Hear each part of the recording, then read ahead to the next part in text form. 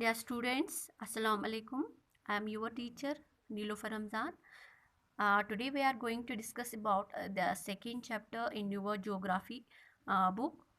This is for class 8 and the topic is land, soil, water, natural vegetation and wildlife resources. Dear students, आपने first unit में पढ़ा है resource के बारे में, वसाइल, ठीक है। आज हम ये वसाइल पढ़ेंगे, ये क्या क्या नेचुरल ये वसाइल है, नेचुरल रिसोर्सेस, ज़मीन है, ज़मीन की ऊपरी सतह के बारे में, और पानी, नेचुरल वेजिटेशन और ये वाइल्ड लाइफ रिसोर्सेज के बारे में। तो इन कुदरती वसाइलों के बारे में हम आज पढ़ेंगे, ठीक है। हाँ डियर स्टूडेंट्स, अभी हम पढ़ेंगे लैंड, ठीक है। जो लैंड है, आपको पता है कि ये लैंड जो है ये मोस्ट इम्पॉर्टेंट है, रिसोर्स है, ये बहुत ही ज़रूरी वसाइल है हमारे लिए। क्यों कि क्योंकि हम सभी लैंड पे ही रहते हैं। जो भी जिंदा है, जानदार है, जानवर है, इंसान है, सभी ज़मीन पे रहते हैं।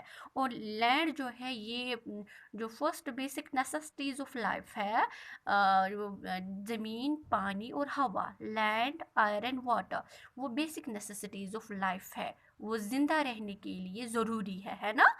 तो उसके बाद हम कहते हैं रोटी, कपड़ा और मकान, फूड, क्लोथ एंड शेल्टर, वो ज़िंदगी गुजारने के लिए ज़रूरी है। मगर ज़िंदगी गुजारने से पहले ज़िंदगी के लिए इम्पोर्टेंट क्या है?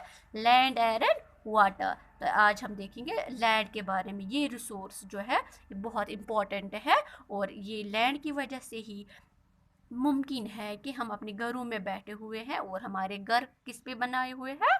लैंड पे, ज़मीन पे। सारे जंगलात भी ज़मीन पे है, दरिया भी ज़मीन पे ही है। तो ये सारी जो ज़िंदगी है ये ज़मीन के बगैर मुमकिन नहीं है। और हमारे पास जितनी भी लैंड अवेलेबल है, या स्टूडेंट्स, सभी सारे ज़मीन पर लोग नहीं रहते हैं। लोग बस्तियां बनाते हैं ना, फिर ज़मीन पे रहते हैं, फिर अपनी बस्ती बनाते हैं, रहते हैं उधर।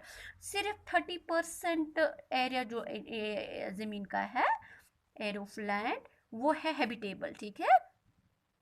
हैबिटेबल हो गया रहने के लिए, जिस पे लोग रहते हैं। 30% area of land is habitable. सिर्फ 30%, 30% पे लोग रहते हैं। बाकी कितने बच जाते हैं? 70%। 70% में क्या, या तो दरिया है, समंदर है, बाकी चीज़ें हैं। तो 70% है वो पानी के लिए या बाकी चीज़ें।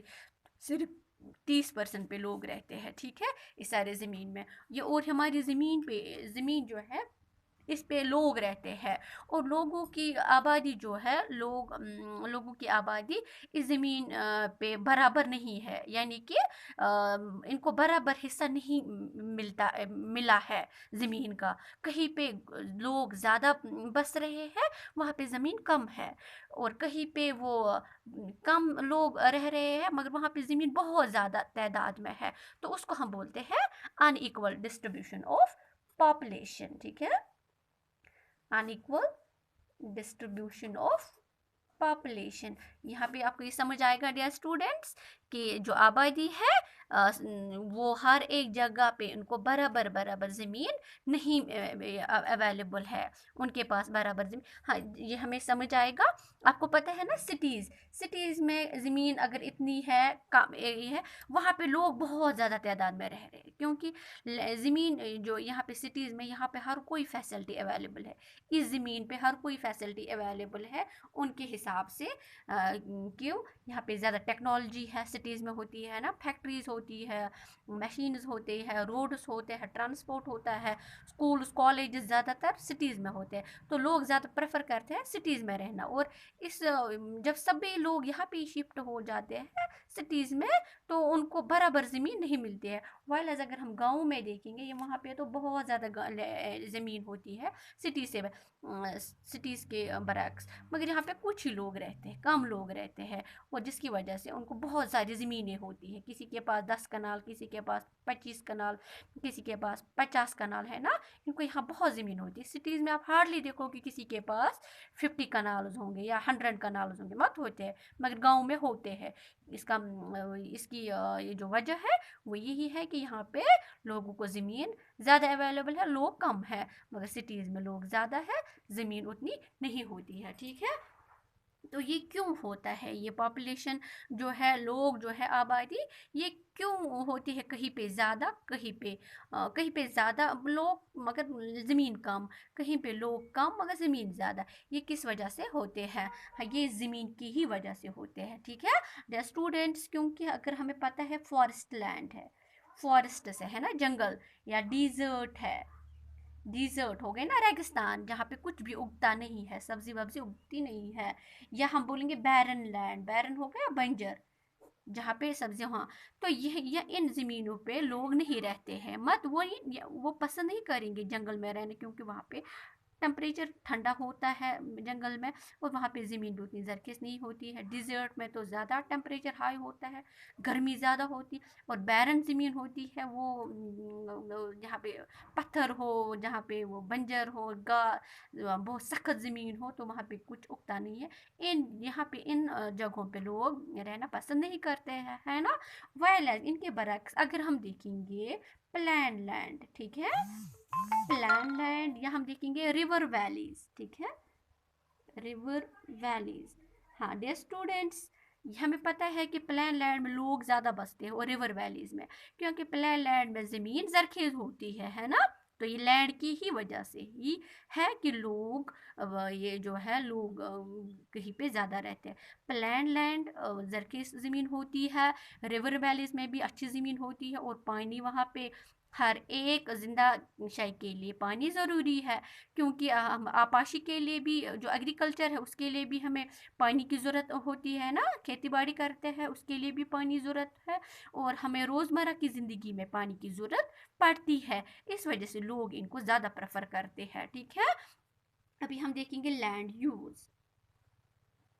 लैंड यूज़ हम किस तरह से ज़मीन का इस्तेमाल करते हैं। ज़मीन का इस्तेमाल कैसे होता है? On the basis of it is topography, ठीक है, टोपोग्राफी, टोपोग्राफी ये इसका फिजिकल फैक्टर है, ठीक है, because of it is physical factors, उनमें से आता है टोपोग्राफी, ठीक है, ये है इसका फिजिकल फैक्टर, फिजिकल फैक्टर। तो फिजिकल फैक्टर क्या हो गया? इसका बाहरी, इसकी बाहरी जो शक्ल है ना, ज़मीन की बाहरी शक्ल ऐसे है, इस तरह से अगर ज़मीन है कहीं पे इसका नक्शा है, तो इसकी बाहरी शक्ल है ना, कहाँ पे, यहाँ से जंगल है, यहाँ से डिज़र्ट है, यहाँ से पानी है, यहाँ से प्लान है, तो इसकी शक्लें है ना। तो टोपोग्राफी, तो उसमें क्या आता है, टोपोग्राफी ये होगी इसके, इसका नक्शा, ठीक है, ये है ना नक्शा। अगर ये कश्मीर का नक्शा है फॉर एग्जांपल, आप समझिए ये वाला कश्मीर में आता है, ये वाला हिस्सा कश्मीर में नहीं आता है, यही होगा इसकी टोपोग्राफी। ये कहाँ कहाँ से है, ठीक है, ये कहाँ कहाँ से है, और यहाँ से जंगलात है, हमें पता है इस वाली यहाँ से जंगलात है, यहाँ से पानी है, से फॉर एग्जांपल यहाँ से जंगलात है ऊपर नॉर्दर्न साइड से, ठीक है, यहाँ से है पानी, ठीक है। तो ये है टोपोग्राफी। और किस हिसाब से? इसके क्लाइमेट, इसका ये क्लाइमेट जो है, जहाँ पे ठंड ज़्यादा होती है वहाँ पे हम लोग ज़्यादा नहीं जाते हैं ना। तो ये जहाँ पे ज़्यादा हॉट भी होता है वहाँ पे भी लोग नहीं रहते, बल्कि लोग ज़्यादा कहाँ पे शिफ्ट करते हैं? मॉडरेट क्लाइमेट, है ना, यहाँ पे जहाँ पे ज़्यादा ना हॉट हो ज़्यादा, ना कोल्ड हो ज़्यादा, ठीक है, बट मॉडरेट क्लाइमेट, ठीक है। मॉडरेट क्लाइमेट में ना ज़्यादा गर्मी ना ज़्यादा सर्दी, ठीक है। और ये जो है, और सॉइल के कहाँ पे सॉइल अच्छी है, ठीक है, सॉइल से भी ये होता है कि इस्तेमाल होता है ज़्यादा, कहाँ पे सॉइल जरखेज़ है, ज़मीन की ऊपरी सतह, कहाँ पे जरखेज़ है, कहाँ पे ये जरखेज़ नहीं है, कहाँ पे ये बंजर है, ठीक है। या हम बोलेंगे मिनरल्स कहाँ पे ज़्यादा निकलते हैं, है ना, जो ज़मीन से मिनरल्स निकलते हैं वहाँ पे भी लोग प्रेफर करते हैं। ये अवेलेबिलिटी ऑफ वाटर, वाटर कहाँ पे ज़्यादा अवेलेबल है उस हिसाब से ये ज़मीन जो है इसको लोग रहने के लिए सिलेक्ट करते हैं। और क्या है इसमें, ये जो है लैंड जो है ये है इसकी ये प्राइवेट ओनरशिप है, प्राइवेट, ये ये इस पे ये जो है मालिकाना हक इनका होता है, या तो प्राइवेट ओनरशिप होती है, ओनरशिप, या पब्लिक, ठीक है, पब्लिक ओनरशिप। प्राइवेट हो गए जो प्राइवेट लोगों की होती है, जैसे हम है शहरी, आम शहरी, ठीक है। पब्लिक हो गए जो गवर्नमेंट की होती है ना, गवर्नमेंट का वो गवर्नमेंट अपने हिसाब से उसको इस्तेमाल करती है। तो ये है लैंड किन किन के अंडर होता है, ठीक है। तो हाँ, स्टूडेंट्स ये और लोग भी इसको बनाते हैं कि प्रेफरेबल, एक तो नेचुरल तरीके से ज़मीन बनी हुई होती है, कहाँ पे लोग उसको ज़्यादा पसंद करें, कहाँ पे ना पसंद करें। दूसरा इसको इंसान भी बनाता है, ये सूटेबल कैसे बनाता है, विद टेक्नोलॉजी, ठीक है। टेक्नोलॉजी से वो बनाता है। टेक्नोलॉजी क्या है, हाँ से डियर स्टूडेंट्स, हमें पता है कि अगर हम फॉर एग्जांपल लेंगे यूएसए, है ना, यूनाइटेड स्टेट्स ऑफ अमेरिका, वो सुपर पावर है, वहाँ पे बहुत टेक्नोलॉजी है। जर्मनी है, वो भी टेक्नोलॉजी वहाँ पे है। वहाँ पे अगर किसी को इंजीनियरिंग करनी हो, सीखनी हो इंजीनियरिंग, ठीक है, तो यहाँ पे हमारे इंडिया में उतना फील्ड इंजीनियरिंग के लिए नहीं है, वो जाता है जर्मनी या यूएसए, वहाँ पे तो शिफ्ट होता है। उस हिसाब से भी तो लोग भी बनाते हैं ज़मीन को, ये लायक बनाते हैं जहाँ पे लोग ज़्यादा शिफ्ट करें, ठीक है।